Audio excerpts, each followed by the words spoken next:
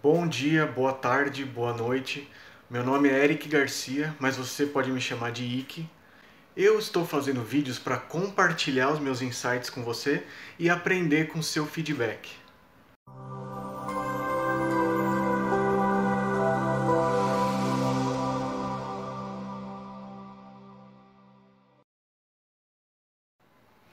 Esse vídeo aqui é um vídeo base que vai servir para eu fundamentar todas as minhas crenças para os próximos vídeos que eu fizer. Eu vou falar sobre o que a gente chama de lei da atração, manifestação, sintonização de dimensões paralelas. E nesse vídeo aqui a gente mostra tecnicamente como isso funciona. E a partir daí a gente pode falar sobre vários assuntos tendo em mente como funciona na prática o universo em geral. Pessoal, tudo que existe na Terra, tudo que existe no universo, no plano físico, é feito dos elementos da tabela periódica. São 118 elementos que tem lá, que por sua vez são feitos por átomos, e os próprios átomos, por sua vez, são compostos de partículas elementares. Tem um pouco mais de 12 partículas elementares, são elas que formam os átomos, que formam as moléculas dos materiais, que formam todo o plano físico que a gente conhece. Essas partículas elementares, elas são ondas de energia, elas são ondulações, elas não são o tempo todo partículas físicas. Essas ondas de energia, elas se colapsam para formar essas partículas físicas que formam o mundo material. É aí que entra a física quântica. É uma vertente da física que estuda o mundo subatômico, o que está abaixo do átomo. São essas ondas de energia que se colapsam em partículas elementares que não seguem as leis da física tradicional. Ou seja, absolutamente tudo é feito de energia. E quando a gente fala isso, parece um papo esotérico, espiritual, mas é científico. Tudo é feito dessas ondas de energia que, novamente, se colapsaram para formar uma partícula elementar, que se uniram para formar os elementos da tabela periódica, que se unem para formar o material do universo. Então vamos lembrar, tudo, absolutamente tudo, são ondas de energia. Eu não estou dizendo aqui que a espiritualidade não existe. Na verdade, o que a gente chama de espiritualidade são planos de existência que também lidam com essas ondas, que lidam com essas energias. Eles só não estão densos ao ponto de colapsarem em forma de partículas físicas. Aquilo que a gente chama de magia, tanto branca como negra, nada mais é do que a manipulação dessas energias. Vamos colocar isso de forma prática com o experimento da dupla fenda, que foi feito a primeira vez pelo Thomas Young em 1802.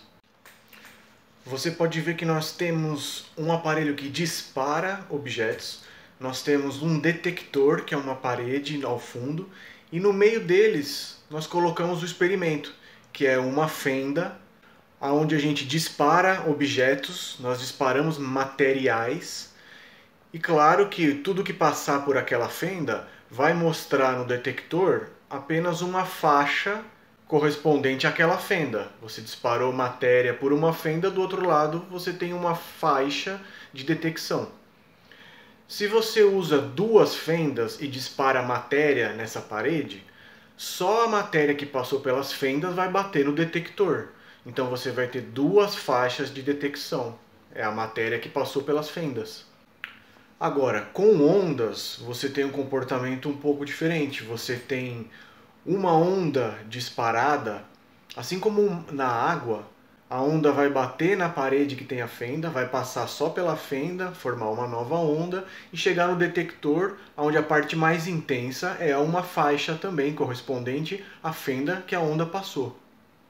Agora, se você colocar duas fendas, faz sentido do que a onda, quando passa pelas duas fendas, forme duas ondas do outro lado, como se fosse na água. Essas duas ondas vão bater uma na outra, elas vão interagir e formar um padrão de detecção ali na parede. Isso porque em cada ponto que as duas ondas se juntaram, elas formaram uma partícula que acabou batendo no detector. Então você tem várias faixas detectadas nesse caso. Até aí tudo bem. Lembra que as partículas elementares, elas são ondas, mas elas se tornam partículas, são as menores conhecidas. Uma delas é o elétron, uma das menores matérias conhecidas. Agora, o experimento vai disparar elétrons, que são pequenos pedacinhos de matéria, por essas fendas. Se a gente dispara esses elétrons por uma fenda, eles vão formar uma faixa no detector, porque foram os elétrons que passaram por aquela fenda.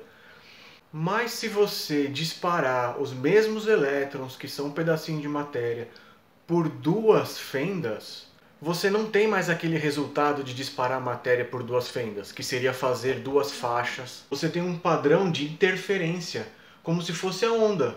Como se duas ondas tivessem passado pelas duas fendas ao invés de matéria.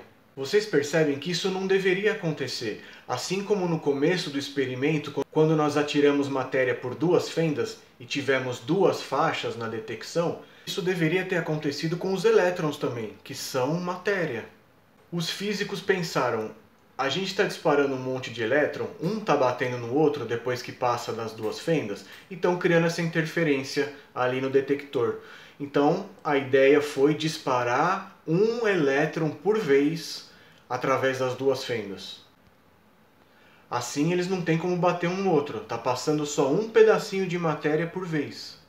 Então é claro que o detector deveria mostrar duas faixas lá atrás, porque a matéria está sendo disparada e passando pelas duas fendas. Mas não é o que acontece. Mesmo disparando um elétron por vez, a gente vê o padrão de interferência como se fosse uma onda. Matematicamente isso é muito estranho, porque para justificar que os elétrons tenham feito uma detecção em forma de onda e não em forma de matéria através das duas fendas, forçosamente um elétron sendo disparado por vez, ele tem que ter passado pelas duas fendas e também por nenhuma fenda, e também pela fenda da esquerda e também pela fenda da direita. Tudo isso ao mesmo tempo, junto, o mesmo elétron. Foi aí que os físicos decidiram monitorar uma das fendas para ver se descobriam por qual delas é que estava passando o elétron. E agora nós chegamos onde eu queria. Aqueles elétrons, quando observados, pararam de se comportar como onda e começaram a se comportar como partícula física.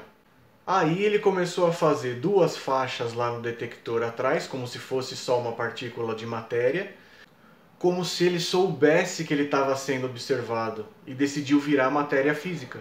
Você para de observar e ele é uma onda de probabilidades, onde a partícula física está em todas as posições possíveis que ela poderia estar. Aí você volta a observar, ele se torna uma partícula física numa posição específica. Isso mostra que o ato de observar uma onda colapsa a função de onda em formato de partícula material. Isso acontece com todos os experimentos de dupla fenda feitos em todas as décadas, em todos os lugares do mundo, não tem exceção. É aquela velha história de que quando ninguém está olhando, nada existe. Então a gente pode entender dessa forma. Uma onda de energia, na verdade, é um espectro de possibilidades. Dentro dessas possibilidades, existe uma partícula material aqui do plano físico colapsada, só que ela está em todas as posições possíveis que ela poderia estar ao mesmo tempo. E vai depender da consciência de um observador para ela decidir aonde ela vai se manifestar. Aonde eu quero chegar é que as dimensões paralelas e alternativas que existem, elas estão acontecendo todas ao mesmo tempo e no mesmo espaço, porque tudo é feito dessa energia que simplesmente se torna matéria quando você olha, e ela pode se tornar matéria em qualquer posição. Agora você imagina a quantidade de matéria, de partículas que é necessário para fazer um prédio, para fazer o seu corpo, para fazer um planeta. Tudo isso são ondas de energia colapsadas em partículas. Então, se cada partícula existe em todas as posições que ela poderia estar ao mesmo tempo, você que é feito de várias partículas também pode estar em várias posições diferentes ao mesmo tempo. O prédio que é feito de várias partículas pode estar em várias posições diferentes ao mesmo tempo. Os planetas que são feitos de várias partículas estão em várias posições diferentes ao mesmo tempo. E o que determina em qual posição que esse prédio, esse planeta e o seu corpo vão estar? Em qual dimensão eles vão existir? O que determina é a sua observação. O que determina a sua observação é a sua consciência. Em resumo, todo o universo é feito de ondas de energia que se colapsam em partículas físicas e materiais na posição que o observador enxerga. Você vive a realidade que você enxerga, seus parentes vivem a realidade que eles enxergam, os seus amigos, os seus parceiros, os seus colegas de trabalho, cada um vive a sua dimensão. A comunidade científica não aceita toda essa versão de dimensões paralelas, por enquanto. É compreensível porque eles precisam de provas mais concretas. Mas a espiritualidade já tem ensinado isso pra gente faz milênios, de uma forma mais simples e menos técnica. Existiam questionamentos sobre esse experimento da dupla fenda, dizendo que no momento de você monitorar aquela fenda para ver onde o elétron passava, o aparelho de monitoramento interferia com o elétron, fazendo com que ele se colapsasse e virasse matéria. Mas tem um outro experimento de 1999 que já desmistifica isso. E fica bem provado que é a consciência do observador que colapsa a onda em partícula.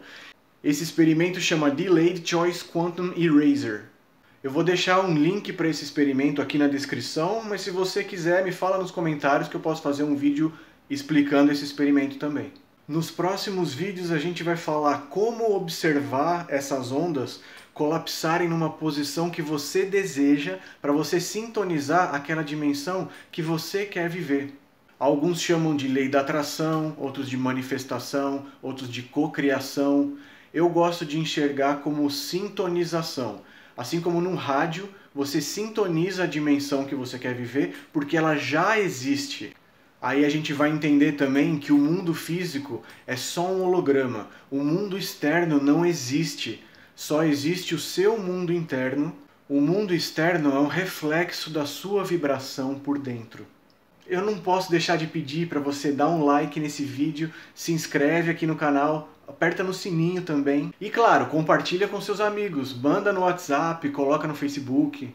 Um forte abraço para você e gratidão pela sua presença.